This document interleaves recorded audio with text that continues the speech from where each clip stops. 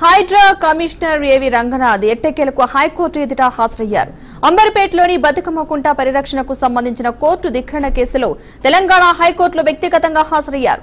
ఈ మేరకు కోర్టు ఆదేశాల ఉల్లంఘనతో తాను తీవ్ర విచారం వ్యక్తం చేస్తూ రంగనాథ్ ధర్మాసనం ఎదుట క్షమాపణ చెప్పారు.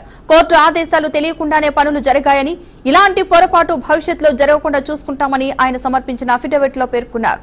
రంగనాథ్ పూర్తి వాదనను విన్న తర్వాత ధర్మాసనం ఆయన క్షమాపణను రికార్డు చేసుకుంటూ కంటెంప్ట్ పిటిషన్ అయితే కొట్టివేసింది. అయితే ఈ కేసులో ఇతర అంశాలపై తదుపరి విచారణకు ఈ నెల 18కి కోర్టు వాయిదా వేసింది.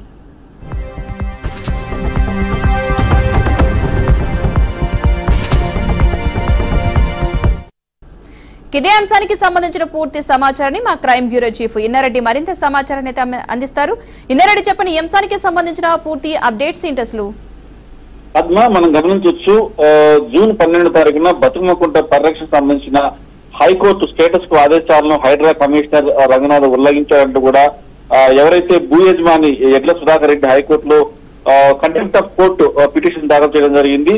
అయితే కోర్టు ఆదేశాలు జారీ చేసినప్పుడు కూడా హైడ్రా అధికారులు భూమిపైన బుల్డోజర్లతోటి పనులు కొనసాగించండి అని చెప్పని ఆ పిటిషన్ ఆరోపించడం, కోర్టు ఆదేశాలు ఉల్లంఘించినందుకు ధర్మాసనం గత విచారణలో భాగంగా వ్యక్తిగతంగా హాజరు కావాలని చెప్పేసి కూడా ఆదేశాలు జారీ చేసింది. అయితే హైకోర్టు ముందుకు హైడ్రా కమిషనర్ రంగనాథ్ గారు గతంలో విచారణ హాజరు కాకూడదు, ఖచ్చితంగా హాజరు కావాల్సిందని చెప్పేసి కూడా ఇమీడియట్ గా ఆర్డర్స్ పాస్ చేయడం. దీనికి సంబంధించి రంగనాథ్ గారు హైకోర్టులో హాజరై హైడ్రా క్షమాపణ కూడా తెలియజేశారు. సో భవిష్యత్తులో ఇలాంటివి జరగకుండా చూస్తానని చెప్పి కూడా ఒక అఫిడవిట్ కూడా దాఖలు చేయడం జరిగింది.